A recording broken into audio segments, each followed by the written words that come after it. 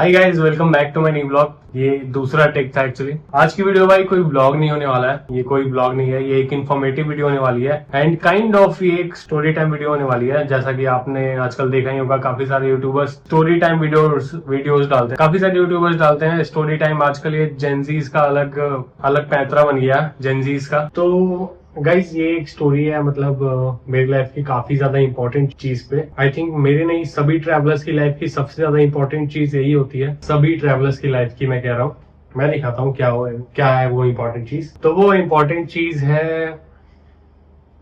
ये नहीं, ये पासपोर्ट। एक ट्रैवलर की सबसे ज्यादा इंपॉर्टेंट चीज पासपोर्ट, एंड इसी पे मेरी आज पूरी स्टोरी बेस्ड है। एंड ये कोई फेक ऐसे मनगढ़ंत कहानियां नहीं है, ये रियल स्टोरी है जो कि मैंने अपनी लाइफ में फेस करी है। सभी चीज मैं आपको बताऊंगा। ये एक पासपोर्ट बनवाने के चक्कर में मैंने भाई कितनी सारी चीजें झेली है ना, वो सिर्फ मुझे ही पता है। एंड आई होप आप लोगों में से काफी लोगों ने बनाया होगा पासपोर्ट एंड आपको भी पता होगी कि क्या क्या चीजें होती है। बट मेरे साथ जो हुआ ना, वो शायद मेरे को लगता है 100 में से 1% लोगों के साथ वैसा होता है जो मेरे साथ हुआ है। तो let this story begin and मैं आपको बताता हूँ कि मेरे साथ क्या क्या हुआ इस पासपोर्ट बनाने के चक्कर में। तो कहानी शुरू होती है ये सितंबर 2025 में, पिछले साल, जब मैंने अपनी लाइफ में पहली बार पासपोर्ट अप्लाई किया था। वैसे तो मैंने काफी जगह देखा था कि पासपोर्ट कैसे बनता है, क्या होता है ना, सारी चीजें मैंने यूट्यूब पे काफी सारी देख रही थी, जो कि आई थिंक सब लोग करते हैं। मतलब कोई भी चीज अप्लाई करने से पहले यूट्यूब पे सर्च करना, क्रोम पे सर्च करना है ना, कैसे कैसे क्या क्या प्रोसेस होता है। तो मैंने भी भाई सेम चीजें करी। मतलब कि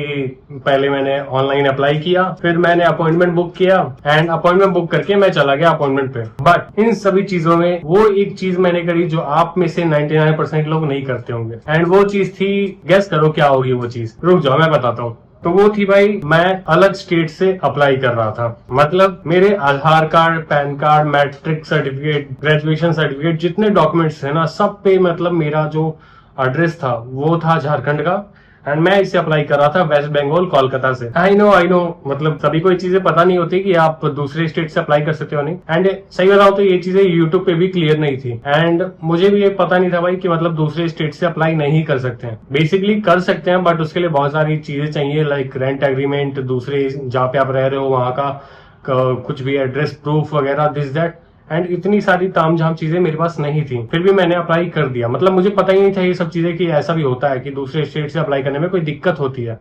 तो मैंने जो है अप्लाई कर दी। अप्लाई किया मैंने कोलकाता से, कोलकाता अपॉइंटमेंट सेलेक्ट किया। कोलकाता का मेन पीएसके जो है वो रूबी के पास है। रूबी एक जगह है कोलकाता में, अगर आप कोलकाता से नहीं हो तो आपको नहीं पता होगा। रूबी एक करके एक जगह है जहाँ पे पासपोर्ट का ऑफिस है, एंड वो काफी बड़ा ऑफिस है। मतलब कि वेस्ट बंगाल का सबसे बड़ा पासपोर्ट ऑफिस वही है। मैंने वहाँ का अपॉइंटमेंट सिलेक्ट किया क्योंकि मैं अभी कोलकाता में ही रहता हूँ, तो इसके लिए मैंने कोलकाता से बुक करी थी अपॉइंटमेंट। ठीक है, उस टाइम पे मैंने कुछ सोचा नहीं थी कि झारखंड का एड्रेस है तो मैं झारखंड से करता हूँ, ऐसा मैंने कुछ नहीं सोचा। मैंने बस अप्लाई कर दिया, कोलकाता से अपॉइंटमेंट बुक कर दिया। मेरे दिमाग में उतना कुछ आया ही नहीं कि वहां से करने में दिक्कत होगी, ये वो दिस, मैंने कुछ नहीं सोचा। पता नहीं मैंने क्यों नहीं सोचा। मेरे दिमाग में था भाई कि मैं मतलब मेरे से, जैसे मैं झारखंड में रहता हूँ तो मेरे यहाँ से कोलकाता पास पड़ता है, तो मेरे को लगा कि मेरे यहाँ से कोलकाता पास है तो आरपीओ भी कोलकाता के अंदर ही होगा। तो मैंने वैसे सोच के अप्लाई कर दिया कोलकाता से। अब मैं जैसे ही अपॉइंटमेंट पे गया, एंट्री हुई मेरी, मैं एंट्री किया। इतना एक्साइटेड भाई लाइफ में मैं कभी नहीं था। मैंने जितनी भी ट्रिपें मारी ना, जितने भी मैंने जहां भी गया, इतना एक्साइटेड मैं कभी नहीं था जितना मैं पासपोर्ट बनवाने के लिए था, ये एक पासपोर्ट के लिए। मतलब मैंने शुरू से ही ना ट्रैवल ब्लॉग देख रखे थे, काफी ज्यादा मैं ट्रैवल ब्लॉग्स देखता हूँ, और जो भी अपने इंडियन ट्रैवल ब्लॉगर्स हैं उनको तो सबसे ज्यादा देखता हूँ, बाहर वाले भी देखता हूँ बट इंडियन वालों को मैं सबसे ज्यादा देखता हूँ। एंड स्पेशली नोमैड शुभम करके एक बंदा है, उसे तो मैं भाई सबसे ज्यादा देखता हूँ। मतलब कि वो एक काइंड ऑफ इंस्पिरेशन है। तो मतलब शुरू से मैं ट्रैवल ब्लॉग्स देखता आया हूँ, एंड फॉरेन ट्रिप्स ज्यादा मैंने देखी है जो नोमैड शुभम करता है, या फिर नोमैडिक इंडियन दीपांशु, अगर आप जानते हो, वो ट्रैवल ब्लॉगिंग अगर आप देखते हो तो आपको पता होगा। तो मुझे भी था भाई कि मैं भी पासपोर्ट बनवाऊंगा, मैं भी बाहर जाऊंगा, एंड मुझे उस समय से पहला स्टेप पासपोर्ट बनवाना था। एंड मैं 2 साल से सोच रहा था कि भाई अब बनवाऊंगा। मैंने अप्लाई कर दिया, एंड जैसे ही मैं वहां पे पहुंचा, कोलकाता के पीएसके पे मैं पहुंचा, एंट्री हुई मेरी, पहले काउंटर में गया। पहले काउंटर में ही देखा उन्होंने मेरा वो होता है ना फॉर्म, जो मैंने देखा मेरा फॉर्म, वहीं पे उन्होंने मुझे टिक मार करके दे दिया कि आप तो अलग एड्रेस से हो। मतलब मैं बोला कि हाँ, मतलब मैं झारखंड से हूँ एंड मैं कोलकाता से बनवाना चाहता हूँ। तो बोले ओके। मुझे उसके फेस से ही समझ आ रहा था कि ये नहीं हो पाएगा, लेकिन फिर भी उसने बोला ओके, अगर आपके पास रेंट एग्रीमेंट है यहाँ का तो आप बनवा सकते हो, बट फिर भी आप एक बार जाके जो वहाँ के पासपोर्ट ऑफिस के हेड हैं उनसे एक बार बात कर लो। तो फिर उन्होंने मुझे उनके ऑफिस भेज दिया कि आप एक बार उनसे जाके बात कर लो। मैं उनके हेड ऑफिस गया, मतलब जो वहाँ के हेड थे पीएसके ब्रांच के, उनके ऑफिस में मैं गया एंड उनके ऑफिस में मैंने जाके देखा तो कोई नहीं था, मतलब वो अकेले थे एंड वो काम कर रहे थे। तो मैंने बोला कि सर मैं झारखंड से हूँ एंड मैं कोलकाता से पासपोर्ट अप्लाई किया है क्योंकि मैं कोलकाता में रहता हूँ। तो बोली अच्छा ठीक है। तो बोली क्या करते हो? मैंने बोला मैं यहाँ पे जॉब करता हूँ एंड यहीं पे रह रहा हूँ अभी, तो इसलिए मैंने यहाँ से अप्लाई किया। फिर मैंने उनको बताया वही सब चीज की मुझे मैं यहाँ पे जॉब कर रहा हूँ तो मैंने यहाँ से अप्लाई किया। फिर उन्होंने बोला कि ठीक है आप रेंट एग्रीमेंट लेके आए हो, कुछ भी address proof, rent agreement, water proof, water bill, बिजली बिल, इलेक्ट्रिसिटी, कुछ भी लेके आए हो? मैंने बोला कि नहीं कुछ लेके तो नहीं आया मैं तो, और मेरे पास था भी नहीं, एक्चुअली रेंट एग्रीमेंट मेरे पास था भी नहीं। वो कहते हैं आप दोबारा से अपॉइंटमेंट शेड्यूल करो एंड रेंट एग्रीमेंट या फिर कोई एक एड्रेस प्रूफ लेके आओ, like water bill, electricity bill, rent agreement, इन तीनों में से कोई एक चीज आपके पास होनी चाहिए जहां भी आप रहते हो। मैं बोला ठीक है। फिर उन्होंने बताया, फिर मैं सोचा कि यार दोबारा अगर अप्लाई करूंगा तो दोबारा चार्जेस भी लगेंगे, बट नहीं, ऐसा नहीं होता है। अगर आप दोबारा अप्लाई करते हो तो दोबारा चार्जेस नहीं लगते हैं। अगर आपने सेम जो पैसे भरे हैं ना उसमें आप 3 बार अपॉइंटमेंट ले सकते हो। अगर आपने एक बार 1500 दिया है या फिर 2000 दिया है, 1500 होता है 30 पेज का, जो मेरा पतला वाला ये 30 पेज का मैंने बाद में बनाया है, इसके लिए 1500 होता है। एंड जो मोटा वाला होता है जिसमें 60 पेज रहते हैं, ऐसे 60 पन्ने रहते हैं, इसमें जैसे 32 पन्ने हैं तो उसमें 60 पेज रहते हैं। एंड अगर आप 60 पेज का बनवाओगे तो उस पे जो है 2000 रुपए लगते हैं। एंड मैंने इतना ज्यादा एक्साइटेड था कि मैंने फर्स्ट टाइम पे 2000 वाला ही अप्लाई किया था, क्योंकि मेरा था भाई कि मैं एक ही बार मोटा बनवा लेता हूँ, सारी कंट्रीज घूम लूंगा, है ना। तो मैंने पहली बार में ही मोटा बनवा लिया था सोच के, पहली बार में ही मोटे वाले के लिए अप्लाई किया था। तो उसमें मेरे 2000 रुपए लगे थे, जिसमें कि मैं 3 बार अपॉइंटमेंट शेड्यूल करा सकता था। तो पहली बार अपॉइंटमेंट पे तो मुझे मिला कि तो पहले बार अपॉइंटमेंट पे तो जब मैं गया तो मुझे पासपोर्ट ऑफिस के हेड से बात हुई एंड उन्होंने बोला कि आप दोबारा अपॉइंटमेंट शेड्यूल करके रेंट एग्रीमेंट लेके आओ। एंड मेरे पास उस टाइम कुछ भी नहीं था, मैं बस यहाँ पे रहता हूँ और मेरी जो यहाँ के फ्लैट के ओनर है उनसे मेरी बात हो रखी है, उनसे हमारा जो भी रेंट का चलता था तो वो रेंट मैं देता था एंड वो रखते थे।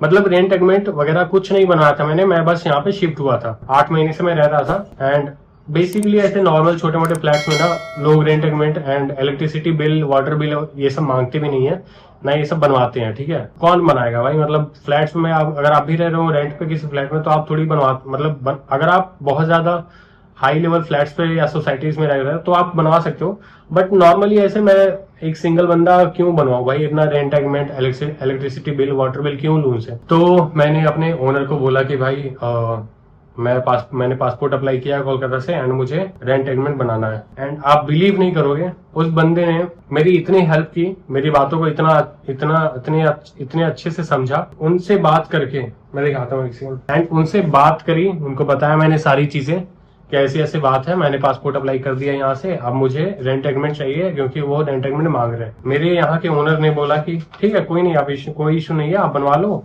मैं जो भी आपको डॉक्यूमेंट्स रिक्वायरमेंट होगी मेरी मैं दे दूंगा।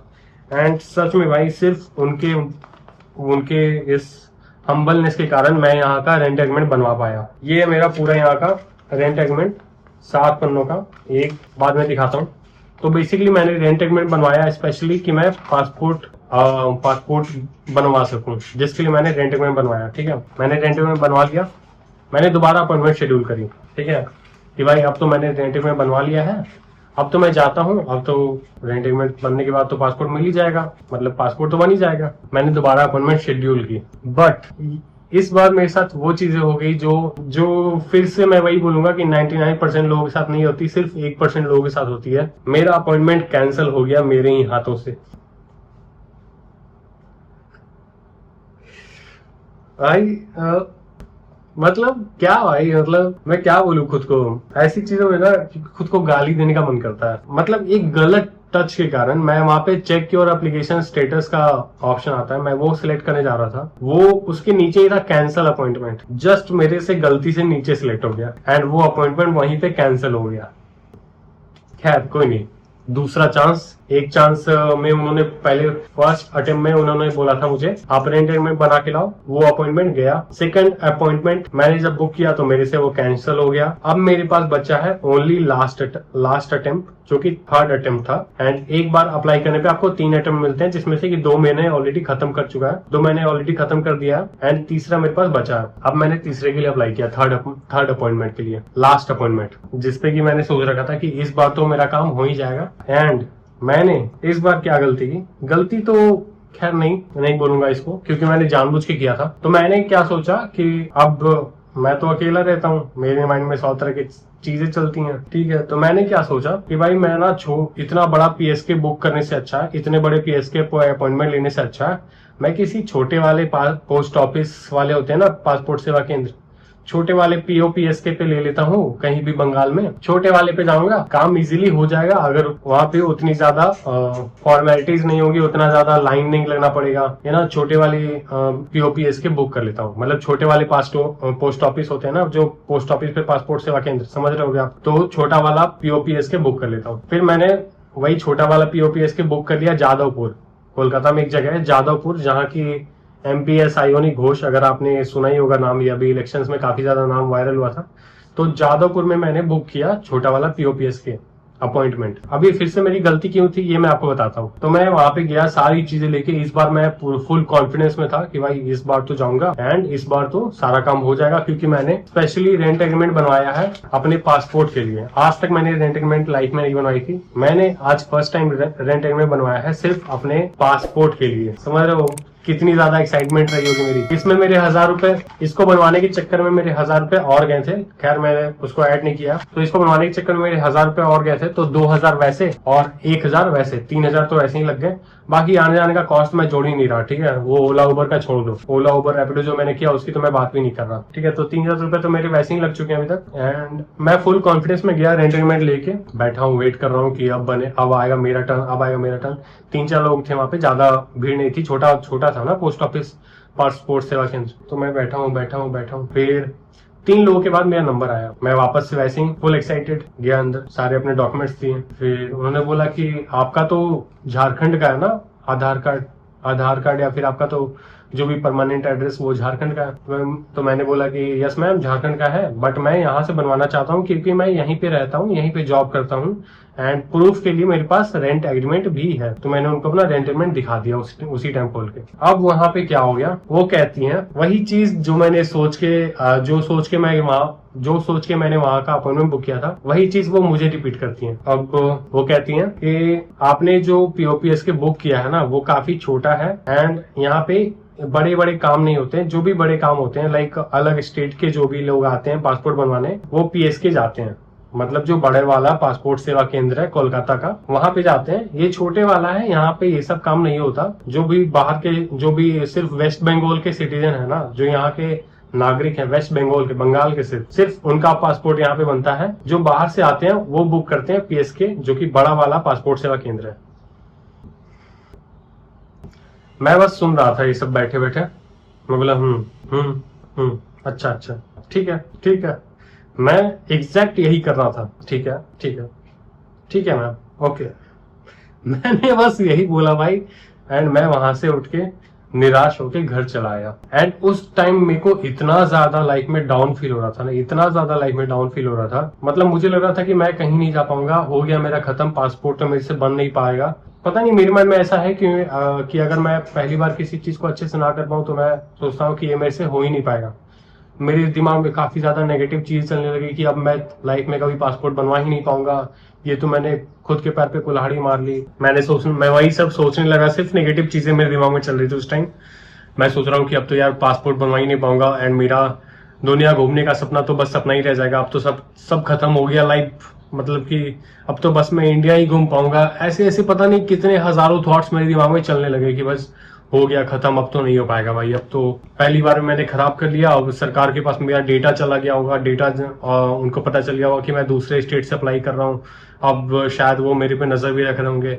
पता नहीं भाई, मतलब इतना ज्यादा ओवर थिंक करने लग गया ना मैं कि मैं बियॉन्ड की चीजें सोचने लग गया कि मतलब कहीं वो मेरे को बांग्लादेशी ना समझ लें कि मैं वेस्ट बंगाल में क्यों अप्लाई कर रहा हूँ झारखंड का होके, है ना। तो काफी ज्यादा मैं ओवर थिंक करने लग गया था, जो कि उतना नहीं करना चाहिए। आप लोग अगर वीडियो देख रहे हो तो प्लीज, अगर कोई भी काम आप कर रहे हो तो ओवर थिंक बहुत ज्यादा मत करो। हाँ, होती है, बट एक लेवल तक करो भाई। मतलब उससे ज्यादा सोचने, एक किसी भी चीज को ना एक हद तक भाव दो, उससे ऊपर भाव मत दो। मतलब मैं भी उस टाइम पे इतना ज्यादा ओवरथिंक कर रहा था जितना करने की जरूरत नहीं थी, तो मैं बहुत ज्यादा ओवरथिंक करने लग गया कि भाई अब तो नहीं हो पाएगा, अब तो हो गया खत्म। मतलब मैं तो कहीं भी जा नहीं पाऊंगा घूमने, अब हो गया मेरा खत्म, दुनिया देखने का सपना खत्म। फिर मैंने कुछ टाइम लिया, आई थिंक 4-5 महीने मैंने टाइम लिया इस चीज को भुलाने में भी, एंड इस चीज से रिकवर होकर दोबारा अप्लाई करने में। क्योंकि भाई फर्स्ट टाइम में ही मेरे 5,000 ऑलमोस्ट 5,000 रुपए चले गए हैं। मतलब कि इतनी बड़ी गलती आई होप आप लोग में से कोई मत करना ये चीजें। अगर आपका आधार कार्ड किसी और स्टेट का है तो प्लीज उसी स्टेट में अप्लाई करो, दूसरे स्टेट में अप्लाई मत करो, मेरी तरह बेवकूफी मत करो। जिस स्टेट से हो उसी स्टेट में अप्लाई करो, सबसे अच्छा होगा आपके लिए। क्योंकि सरकार ने जो चीजें बनाई है ना वो हमारे अच्छे के लिए बनाई है। क्यों, अब मैं बताता हूँ। क्योंकि मैं जैसे हूँ धनबाद एक जगह है झारखंड में, अगर आप बाहर से देख रहे हो तो आपको मैं बताता हूँ। धनबाद एक डिस्ट्रिक्ट है झारखंड में, एंड अगर मैं धनबाद से अप्लाई करता तो मेरे घर से, जहां पे मैं रहता हूँ, मेरे घर से पोस्ट ऑफिस पासपोर्ट सेवा केंद्र है वो मात्र 10 से 20 किलोमीटर है। ठीक है, सोचो अगर मैं बनवाता तो मेरे लिए कितना ज्यादा राहत होता कि मैं घर से ही मैं घर से किसी दिन भी उठ के 10-20 किलोमीटर तो है ही, जाके अपॉइंटमेंट बुक करके जाके वो कर सकता हूँ, क्या कहते हैं उसको, वेरिफिकेशन करवा सकता हूँ, अपॉइंटमेंट बुक करके जा सकता हूँ कि मेरे घर से पास ही है। बट अगर मैं बाहर का अपॉइंटमेंट बुक करता हूँ तो सबसे पहली चीज, वो मेरे घर से इतना दूर है, कोलकाता मेरे घर से बहुत दूर है, 250 किलोमीटर। ठीक है, वो रही दूसरी बात।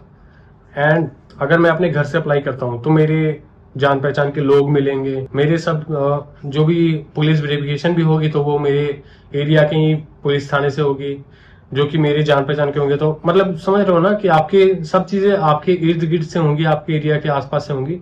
तो ये आपके लिए भी काफी ज्यादा हेल्पफुल रहेगा, क्योंकि बचपन से ही आपको वहाँ के लोगों ने देखा है, आपको वहाँ के लोगों ने बड़ा होते देखा है, आपको वहाँ के थाने वाले जानते हैं, आपके पिताजी को वहाँ के थाने वाले जानते हैं। तो मतलब पूरा फैमिली जो है, जिस होम टाउन से आप बिलोंग करते हो उस होम टाउन में आपका जान पहचान थोड़ा हो ही जाता है ना, सबका तो होता ही है कि आपके पिताजी को वहाँ के जो रेपुटेटेड लोग होंगे वहाँ के वो जानते होंगे।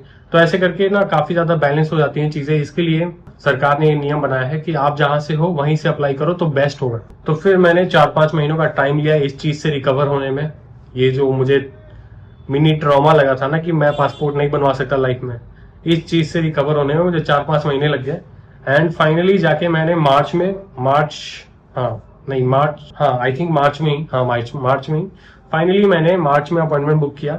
9 मार्च का अपॉइंटमेंट था मेरे धनबाद में ही, सिटी में ही, मेरे होम टाउन में ही। एंड इस बार मैं फिंगर क्रॉस करके गया था, जो भी वहाँ का वेरिफिकेशन सेंटर है, पासपोर्ट ऑफिस या पासपोर्ट सेवा केंद्र जो भी बोल लो, फिंगर क्रॉस करके गया। एंड इतनी स्मूथ चीजें हुई ना भाई, मतलब इतनी स्मूथ कि मैं क्या ही बताऊं, इसको मैं बता भी नहीं सकता, इतनी स्मूथ चीजें। मैं गया, ना वेट करना पड़ा, ना कुछ, कोई लाइन वाइन नहीं। यहाँ तो भाई कोलकाता में तो बहुत ज्यादा लाइनें लगती हैं पासपोर्ट सेवा केंद्र। अगर आप कभी जाओगे तो 1 घंटा तो आपको लाइन में ही लग जाएगा। कोई लाइन वाइन नहीं, सीधा गया। पहले 3 काउंटर होते हैं। फर्स्ट काउंटर में गया, सीधा अपना फॉर्म लेके जाके ऐसे उनके सामने रखा, बोला सर मुझे पासपोर्ट बनाना है, मैंने अप्लाई किया था, मेरा आज का अपॉइंटमेंट है। देखा उन्होंने, बोला ओके ठीक है हम प्रोसेस कर रहे हैं, आप 5 मिनट वेट करो। 5 मिनट बोल के उन्होंने मुझे सिर्फ 2 मिनट में वापस बुला लिया कि रोहित शर्मा।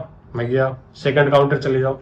गया सेकंड काउंटर पे जाने के बाद उन्होंने कुछ फॉर्म्स मेरे से साइन करवाए। ठीक है, थर्ड काउंटर पे गया, वहां पे उन्होंने मेरी फोटो खींची एंड वहां पे हो गया फाइनल सबमिट। फाइनल सबमिट क्या होता है भाई, कि आपका फॉर्म जो है अच्छी तरह से वेरीफाई हो गया है, उसमें कोई भी गलती नहीं है, आपने सारी चीजें देख ली हैं, अब वो फाइनल सबमिट हो गया है। मतलब अब वो आरपीओ चला गया है, आपका जो एप्लीकेशन है वो आरपीओ चला गया है।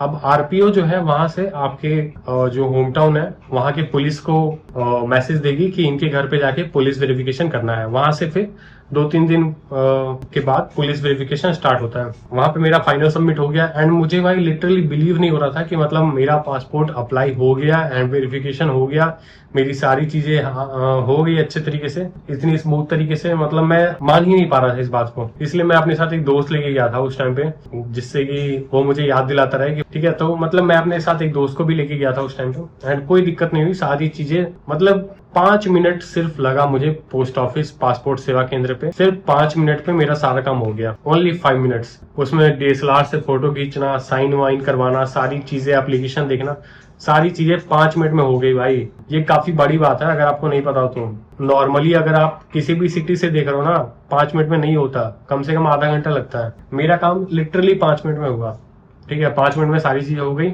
मैं वहां से निकल के घर आ गया।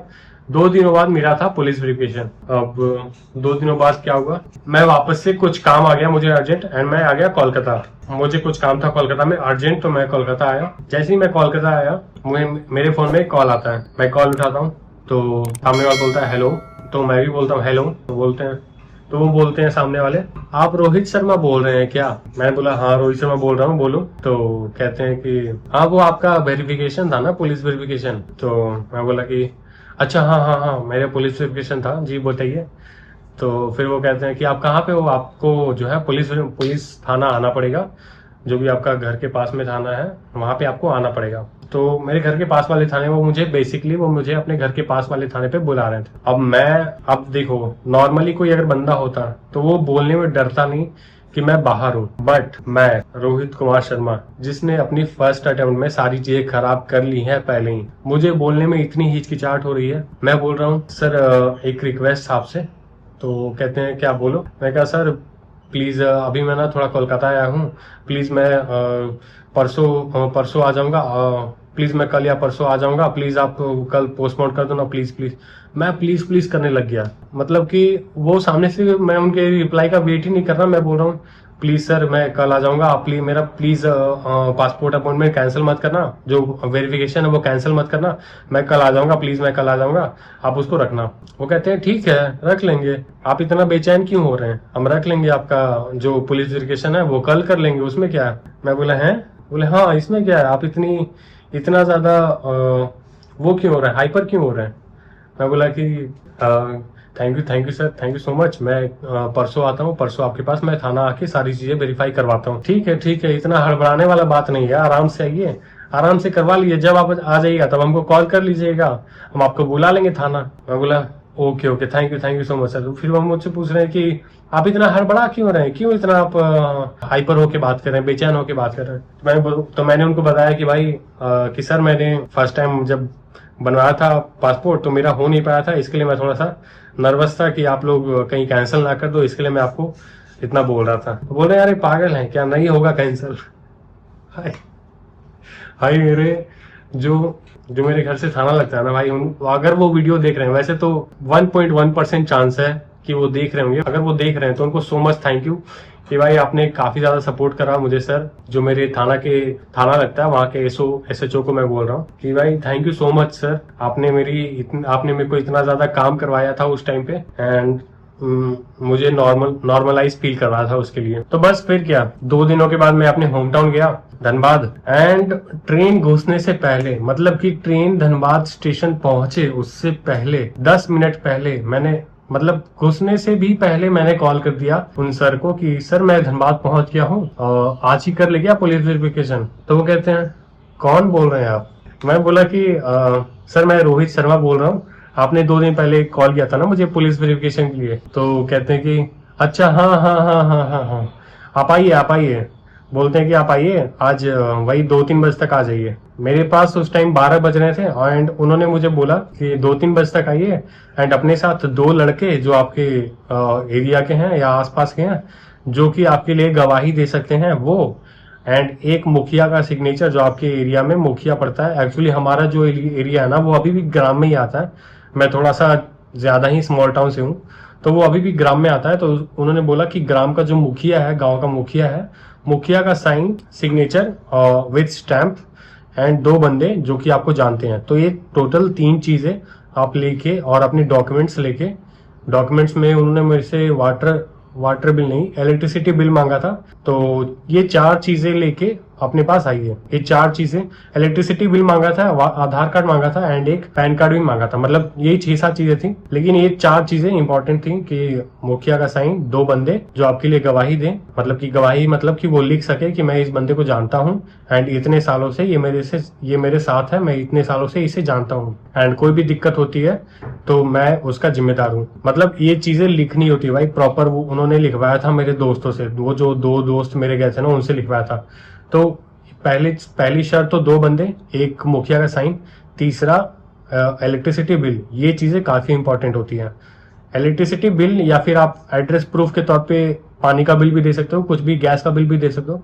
तो ये 3 चीजें काफी इंपॉर्टेंट होती हैं। तो उन्होंने मुझे बताया कि ये सब चीजें लेके आप 2-3 बजे तक आ जाइए। मैं बोला ठीक है सर, मैं 2-3 बजे तक आता हूँ। 11 बजे के अराउंड धनबाद पहुंचाऊंगा। स्टेशन पहुंच के मैंने रामू को कॉल किया, रामू मुझे आया लेने के लिए। रामू को ने मुझे घर छोड़ा। घर पहुंचा, मैं अपना बैग रखा। बैग रखते ही सबसे पहले मैंने कॉल किया अपने दोस्तों को बताया कि भाई मैंने पुलिस वेकेशन के लिए अप्लाई किया था एंड वो बोल रहे हैं कि 2 दोस्त लगेंगे या फिर 2 आपके घर के जान पहचान के लोग लगेंगे जो आपके लिए साइन करें एंड आपके लिए गवाही दे सकें एंड आपके लिए आपका जो भी ऐसा लिख सकें कि आप जो भी करोगे आपका जिम्मेवार वो रहेंगे। भाई मतलब कि इस पॉइंट पे ना काफी सारे दोस्त अपनी असली शक्ल दिखा देते हैं कि भाई मैं तो नहीं जा पाऊंगा, मैं तो नहीं लिख सकता ये सब चीजें, मैं तो नहीं कर सकता, मम्मी मना कर रही है, पापा मना कर रहे हैं। ऐसे ऐसे बहाने आते हैं, बहुत सारे लोगों के बहाने आते हैं। बट मेरे जो दोस्त थे ना भाई, मैंने जो दोस्त कमाया ना, ये चीजें तो मैं मानता हूँ कि भाई मैंने लाइफ में पैसा कमाया नहीं कमाया, बट दोस्त कमाए एंड काफी अच्छे कमाए। उन्होंने बोला कि तो इतना डर क्यों रहा है बोलने में, इतना पूछने वाला क्या बात है इसमें, चलो अभी चलो, जहां बोलेगा वहां लिखेंगे, जहां बोलेगा वहां साइन करेंगे। मतलब मैंने बोला भाई दिल जीत लिया। मतलब ये सारी चीजें मैंने बताई उनको कि भाई ऐसा ऐसा लिखना पड़ेगा, जो भी मैं अगर करता हूँ कहीं फॉरेन कंट्री में जाके अगर मैं चोरी भी करता हूँ तो वो तेरे घर आएंगे। ये सभी चीजें मैंने बता दी उनको। उसके बाद भी बोल रहे हैं अभी तू अगर बैंक भी लूट लेगा ना तो भी हम देख लेंगे, ऐसा कहते हैं वो। तो ऐसे हैं मेरे दोस्त। एंड फिर मैंने उनको बोला कि भाई चलते हैं थोड़ा देर, मैं तेरे घर आता हूँ आधे घंटे में, फिर चलते हैं। बोला ठीक है आजा। मैंने भाई ड्रेस वगैरह चेंज करके फिर मैंने दोस्तों को उठा के फिर मैं गया मुखिया के वहां पे, मतलब जो हमारे एरिया का मुखिया है ना उसके वहां पे गया। एंड भाई 42 डिग्री टेम्परेचर्स में मैं अपनी बाइक पे 2 बंदों को लेके धनबाद की गर्मी में अपने बाइक पे 2 बंदों को बिठा के चक्कर मार रहा हूँ कि कहाँ पे है मुखिया। पहले मैं मुखिया के घर गया, मुखिया वहां पे नहीं था। उन्होंने बोला कि अभी तो मुखिया जी बाहर गए हैं, वो आएंगे 1-2 घंटे के बाद। एकदम पंचायत वाला सीन हो रहा था भाई उस टाइम पे, एकदम पंचायत वाला, रियलिटी में सही बताऊं तो। मुखिया जी घर पे नहीं है, मुखिया जी गए हैं बाहर। फिर हमने वेट किया, काफी देर वेट किया। फिर वो कहती है कि मुखिया जी ऑफिस में हैं, आ गए हैं, आप जाइए ऑफिस। अब भाई 42 डिग्री टेम्परेचर में मैं अपने 2 दोस्तों को लेके, उनको भी परेशान करके पूरा अपना होम टाउन चक्कर लगा रहा हूँ कि मुखिया जी कब आएंगे उनके ऑफिस। पहले उनके घर गया, फिर उनके ऑफिस गया, तो ऐसे चक्कर लगा रहा हूँ, कड़कती धूप में पसीना आ रहा है। फिर भी मुझे था कि उस दिन मुझे करवाना ही करवाना है। फिर गया उनके वहां, मुखिया जी के वहां पे हमने साइन वाइन करवाया, स्टैंप लगवा लिया। उसके बाद फिर मैं गया थाना। यहाँ पे आती है मेन जो पूरी इस पासपोर्ट बनवाने का जो सबसे इंटरेस्टिंग पार्ट है ना, यहाँ पे आता है। थाना गया, मैं बैठा वहां पे, गया अंदर। सबसे पहले तो भाई अगर आप कभी भी लाइफ में पुलिस स्टेशन नहीं गए हो, पुलिस थाना या पुलिस स्टेशन, तो मैं आपको बताता हूँ कि पुलिस स्टेशन का माहौल कैसा होता है। पुलिस स्टेशन जाओगे, फिल्मों में जैसा दिखाते हैं ना वैसा तो भाई मुझे बिल्कुल नहीं लगा। एकदम चिल्ड, कबूतर है अंदर, कबूतर दाना वाना चुग रहे हैं। 4 स्टाफ थे, गिन के मुझे पता है 4 स्टाफ बैठे हुए हैं अपने अपने टेबल पे। एंड ऐसे करके कोई बैठा है, कोई ऐसे करके फोन चला रहा है, और काम का तो नामो निशान नहीं भाई। मतलब कि ऐसा लग रहा है जैसे कि क्राइम तो होता ही नहीं हमारे यहाँ। क्राइम क्या चीज है, क्राइम तो होता ही नहीं हमारे पास, तो टाइम है बैठ के खाली मच्छर मारने के लिए। तो ऐसे करके वो सब बैठे हुए थे। ठीक है, मैं मजाक नहीं उड़ा रहा, जो देखा है मैंने वही बता रहा हूँ। मैंने गया उनके पास, मैंने बोला कि सर मेरा नाम रोहित शर्मा है, मैं आया हूँ थाना, मुझे पुलिस वेरिफिकेशन के लिए बुलाया गया था ना आपने। तो पहले तो वो थोड़ा देर प्रोसेस करते हैं अपने दिमाग में। अच्छा, हाँ आइए बैठिए। लिटरली भाई ऐसे ही बोला उन्होंने, आइए बैठिए। बैठा हुआ है, ऐसे कहते हैं वो। थोड़ी देर प्रोसेस करते हैं, पता नहीं उन्होंने शायद पी रखी थी या क्या, बट काफी ज्यादा स्लो थे वहाँ के लोग। कहते हैं कि डॉक्यूमेंट्स लाए हैं। मैं बोला कि हाँ सर सारे डॉक्यूमेंट्स लाया हूँ जो भी आपने बोला था। तो बोला तो कहते हैं कि ठीक है दिखाइए। तो मैंने दिखाया उनको सारी चीज़ अपनी जो भी मैं लेके आया था, सारी A to Z डॉक्यूमेंट्स मैंने उनके सामने खोल के रख दी। अब वो कहते हैं कि इन सब चीज़ों का जेरोक्स है। मैं बोला कि हाँ सर सब चीज़ों का है, लेकिन एक दो चीज़ों का नहीं है क्योंकि आपने बोला नहीं था। तो मैंने एक दो चीज़ों का जेरोक्स नहीं करवाया क्योंकि अगर आपने बताया था तो मैं वो भी करवा के लाता। तो कहते हैं कि जाओ इनका भी जेरोक्स करवा के लाओ। मैं गया, उनका भी जेरोक्स करवाया। ठीक है, फिर मेरे दोस्तों से उन्होंने लिखवाया कि मैं इस बंदे को 16 सालों से जानता हूँ एंड ऐसी ऐसी जो भी बातें हैं कि अगर ये कोई भी अपराध करता है तो मैं उसकी जिम्मेवारी लेता हूँ, ऐसा ऐसा सारी चीजें उसने लिखवाई। भाई उस टाइम पे ना काफी सारे बंदे अपने हाथ खड़े कर देंगे, सही बता रहा हूँ, जब वो लिखवाते हैं ना कि अगर ये कोई अपराध करता है तो मैं उसकी जिम्मेवारी लेता हूँ, या फिर ऐसा कुछ कि मैं इसको जानता हूँ और ये कैरेक्टर का अच्छा बंदा है। उस टाइम पे काफी लोग पीछे हट जाते हैं भाई, सच बता रहा हूँ। अगर आपने पासपोर्ट कभी बनवाया नहीं है ना और आप गांव से देख रहे हो, किसी छोटे जगह से देख रहे हो, तो आपको ये चीजें फील होगी। उस टाइम पे ना काफी सारे लोग आपको ऐसे बोलेंगे कि यार मम्मी मना कर रही है, नहीं आ सकता, पापा मना कर रहे हैं, अभी तो मैं थोड़ा बिजी हूँ, कल आता हूँ, ऐसे करके बहुत बहाने आएंगे। लेकिन मेरे दोस्तों ने कोई बहाना नहीं दिया था, वो आए एंड उनसे पुलिस वाले ने भी सख्ती से पूछा कि आप जानते हैं इसे? तो वो कहता है कि हाँ सर जानता हूँ। और वो डरा के पूछता है कि अगर ये बाहर कोई चोरी वोरी करता है ना तो आपके घर पे आएगी पुलिस। तो मेरा दोस्त कहता है कि सर अगर ये बाहर बैंक भी लूट लेना तो भी मेरे घर पे आए, कोई दिक्कत नहीं है, मुझे भरोसा है इस पे एंड मैं जानता हूँ ये ऐसा कुछ नहीं करेगा। भाई दिल जीत लिया था ये सब चीजें जो हुई थी ना उस टाइम पे, तो मतलब काफी अच्छा लगा था उस टाइम पे। खैर तो काफी सब चीजें हुई एंड उन्होंने साइन वाइन करवा लिया। साइन वाइन करवाने के बाद मैं अपने दोस्तों को ले गया, पार्टी वार्टी दी उनको। वैसे तो वो मांग नहीं रहे थे बट मैंने ही सोचा यार कि इतने सारे झमेले के बाद आज मेरा पासपोर्ट एप्लीकेशन कंप्लीट हुआ है तो एक पार्टी तो बनती है। तो मैंने उनको पार्टी दी अच्छे से एंड ये चीज़ें कैमरा पे बताने लायक है नहीं, मुझे पता नहीं, लेकिन मैं ये चीज़ बताता हूँ कि जो पुलिस वाले बंदे थे ना वहाँ पे, उन्होंने मेरे से घूस ली। अब घूस को उन्होंने खर्चा पानी बोल के लिया, पता नहीं ये बाद में मेरे पे बैक फायर करेगा या क्या करेगा, बट उन्होंने मेरे से घूस लिया एंड काफ़ी ज़्यादा मेरे से खर्चा पानी। मतलब मैं उनको बहुत मना कर रहा था कि भाई प्लीज़ नहीं है मेरे पास और इस चीज़ के पैसे भी नहीं लगते हैं। वो कह रहे हैं कि हाँ पता है हमको इस चीज़ का पैसा नहीं लगता है, लेकिन अगर आप नहीं देंगे तो हम आपका एप्लीकेशन आगे नहीं बढ़ाएंगे या फॉरवर्ड नहीं करेंगे। बहुत सारी धमकियां देने लगे, बहुत सारे, मतलब धमकियां क्या इन द सेंस कि वो प्यार से ही बोल रहे थे लेकिन डरा रहे थे कि आपके एप्लीकेशन आगे नहीं बढ़ाएंगे, कुछ खर्चा पानी दीजिए, खर्चा पानी दीजिए। बोलते बोलते मैंने लास्ट में 400 रुपये दिए उनको। अब ये बड़ी अमाउंट नहीं है 400 रुपये क्या भाई, उस टाइम मैं इतना खुश था कि 1000 रुपये भी देता, लेकिन ये जायज़ नहीं है ना, ये गलत चीज़ है और मैं इन सब चीज़ों के बिल्कुल खिलाफ हूँ भाई। मतलब कि 1 रुपया भी मैं क्यों दूँ भाई, अपना खुद का 1 रुपया भी मैं क्यों दूँ किसी को, मेहनत की कमाई मैं क्यों दूँ भाई तुम्हें? आपको तो सरकार दे रही है ना, तो आप वहां से सैलरी ले ही रहे हो, मेरे से क्यों लोगे आप? तो फिर वही था कि मतलब काफी ज्यादा उन्होंने मेरा पहला वो जो एक्सपीरियंस था पासपोर्ट को लेके वो ऑलरेडी खराब हो चुका था, तो मैं नहीं चाहता कि दूसरी बार भी कहीं दिक्कत आए। तो मैंने 400 रुपये दे दिए एंड मैंने बोला कि ठीक है जाओ जो करना करो। एंड 400 रुपये देने के बाद वो फुल खुश, कहते हैं कि ठीक है अब तो आपका पासपोर्ट 1 हफ्ते के अंदर आ जाएगा। करप्ट थे भाई, मतलब साफ साफ ही बोलूँगा करप्ट थे, बट होता है कोई नहीं। एंड आई नो 99% इंडिया में यही हाल है, कोई भी पुलिस वाला अगर वेरिफिकेशन के लिए आता है तो वो कुछ ना कुछ चार्जेस खर्चे पानी बोल के या फिर मिठाई के तौर पे मांगता है कि दे दीजिए कुछ मिठाई के लिए, कुछ खर्चा पानी के लिए, यही सब वर्ड्स यूज करके ना ये मांगते हैं।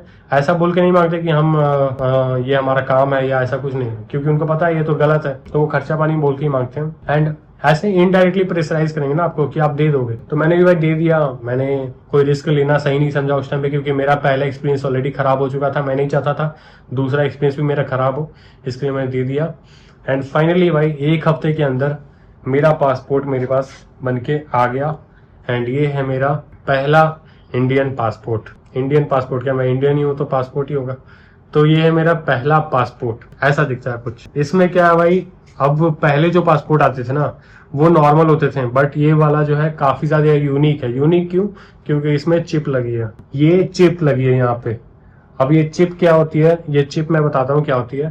पहले अगर आप कभी भी किसी मतलब इस देश के बाहर अगर कहीं दूसरी कंट्री जाते थे तो आपका पासपोर्ट ऐसे खोल के चेक किया जाता था, उसमें नंबर में मैच कराई जाती थी कि ये नंबर का है या नहीं, सेम नंबर मैच हो रहा है नहीं। तो काफी सारी दिक्कतें होती थी, काफी ज्यादा मैनुअल काम होता था। अब वो सब काम खत्म है, अब बस आपका ये पासपोर्ट लेते हैं, वो ऐसे करके टैप करते हैं अपने मशीन पे, ऐसे टैप किया उनको सारी इन्फॉर्मेशन आ जाती है। तो ये फायदा है इस चिप का। पहले ये चिप नहीं होती थी, अब ये चिप आने लगी है एंड ये चीज काफी अच्छी की है गवर्नमेंट ने कि ये चिप लाया है पासपोर्ट में। अब इमिग्रेशन पे काफी ज्यादा इजी हो गया है जो इंडियन टूरिस्ट हैं उनके लिए। एंड मुझे भी बाई लक यही वाला पासपोर्ट मिला। अगर मैं 2024 में अप्लाई करता तो मुझे ये वाला चिप वाला पासपोर्ट नहीं मिल पाता, बट अगर आप 2024 के बाद अप्लाई कर रहे हो तो आपको यही वाला पासपोर्ट मिलेगा। 26 में भी अगर आप अप्लाई करोगे तो आपको यही वाला पासपोर्ट बन के आएगा। तो भाई ऐसा है कुछ मेरा पासपोर्ट, ये मेरी फोटो। तो भाई यही थी आज की स्टोरी मेरी पासपोर्ट को लेके। कैसी लगी ये स्टोरी आपको कमेंट्स में जरूर बताना। बाकी भाई काफी ज्यादा दिक्कतें हुई थी एंड अगर आप पासपोर्ट अप्लाई करते हो, छोटी मोटी मिस्टेक जो होती है ना, एड्रेस में एक दो स्पेलिंग गलत हो गई या फिर नाम में स्पेलिंग गलत हो गई, ये सब चीजें चलती है। ये सब चीजें आपको जो अपॉइंटमेंट सेंटर होता है वहां पे ठीक हो जाती हैं। लेकिन एड्रेस अगर आप पूरा ही किसी और स्टेट का डालोगे, किसी भी अपने टेम्पररी एड्रेस डालोगे, वो नहीं चलेगा भाई, उससे आपको दिक्कत बहुत होगी। तो अगर आप पासपोर्ट अप्लाई कर रहे हो तो अपना जो परमानेंट एड्रेस है, जो आपके आधार कार्ड पे है, पैन कार्ड पे है, वही एड्रेस डालो, आपके लिए बेस्ट होगा। आपके घर से भी पास पड़ेगा, आपके पासपोर्ट बनाने की आगे की जो प्रक्रिया होती है उसमें भी आपका वही काम आएगा। क्योंकि अगर मैं कोलकाता से बनवाता पासपोर्ट तो यहाँ भी मुझे 2 गवाह लगते हैं। अब घर पे तो मैं अपने 2 गवाह लेके चला गया क्योंकि वहां मेरे दोस्त थे एंड मेरा सर्कल था, जो भी मेरा फ्रेंड सर्कल था वहीं पे था। कोलकाता में मैं कौन से गवाह लेके आता, आप बताओ। अगर आप बाहर रहते हो, किसी भी ऑफिस में जॉब करते हो, क्या कोई बंदा है वहां पे ऐसा जो कि लिख सकता है कि हाँ भाई इसकी जिम्मेवारी मैं लूंगा, या फिर इसको मैं 16 साल से जानता हूँ, इसके मम्मी पापा को मैं जानता हूँ? कोई भी बंदा है? भाई मुझे लगता है 99.99% लोग मना कर देंगे कि मैं इसे बस कुछ महीनों से जानता हूँ एंड मैं इसकी जिम्मेवारी नहीं लूंगा। साफ साफ लोग मना कर देते हैं भाई कि नहीं मैं तो नहीं जाऊंगा भाई, नहीं मैं तो नहीं जा पाऊंगा। बट क्योंकि मेरे दोस्त बचपन के थे एंड मेरे स्कूल फ्रेंड्स थे, तो इसलिए उन्होंने मेरा साथ दिया एंड उनकी वजह से मेरा ये जो पूरा ये पासपोर्ट है ये बन के आ पाया। तो अगर आप अप्लाई करते हो तो अपने स्टेट से करो।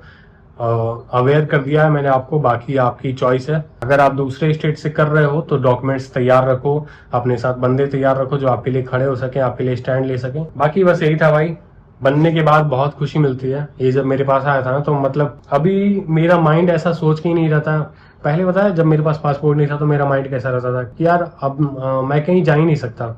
मतलब दिमाग ना एक तरह से बंद रहता है कि भाई कहीं नहीं जा सकता, लेकिन मेरा दिमाग एकदम ओपन रहता है अब कि मैं कहीं भी, जब मेरे पास अकाउंट में 1 लाख 2 लाख 50 लाख 10 लाख 20 लाख जो भी रुपए हैं, मैं कहीं भी निकल सकता हूँ क्योंकि मेरे हाथ में पासपोर्ट है। पहले तो भाई ऐसा था कि अगर मैं लॉटरी में 50 लाख भी जीत जाता ना तो मुझे 1 हफ्ता वेट करना पड़ जाता पासपोर्ट बनवाने के लिए फिर। बट अब मैंने पासपोर्ट बनवा लिया है, अब मैं जहाँ चाहूँ वहां जा सकता हूँ एंड मैं जाऊंगा इस साल ही। देखते हैं आने वाले ब्लॉग्स में आपको दिखेगा। मैं भी स्टार्ट करूंगा मैं साउथ ईस्ट एशिया से ही, जहाँ से बाकी ट्रैवलर्स ने किया था। नोमैडिक इंडियन नोमैड शुभम, जहाँ से उन लोगों ने स्टार्ट किया था, बस उनकी बनाई गई ट्रेल पे मैं भी चलूंगा। देखते हैं इस साल और कहाँ कहाँ के व्लॉग्स आएंगे एंड कैसी लगी आपको ये वीडियो कैसी लगी आपको ये वीडियो एंड मेरी ये स्टोरी कमेंट्स में जरूर बताना। अगर कुछ रेफरेंस के फोटोज वीडियोस होंगे उस टाइम के तो मैं ऐड कर दूंगा, आप देख लेना। बाकी अगर अच्छी लगी हो तो लाइक कर दो, कमेंट्स में वही सब चीजें हैं, मतलब कमेंट्स में कुछ लिख दो जो आपका मन करे एंड सब्सक्राइब तो करते जाना भाई, क्योंकि काफी ज्यादा मेहनत लगती है। मेहनत की बात छोड़ो, मोटिवेशन आती है अगर सब्सक्राइब करते हो तो। बस यही है। बाकी मिलता हूँ मैं इसी तरह से कल परसों किसी और नए दिन में, किसी और नई वीडियो में। Till then bye bye, good night.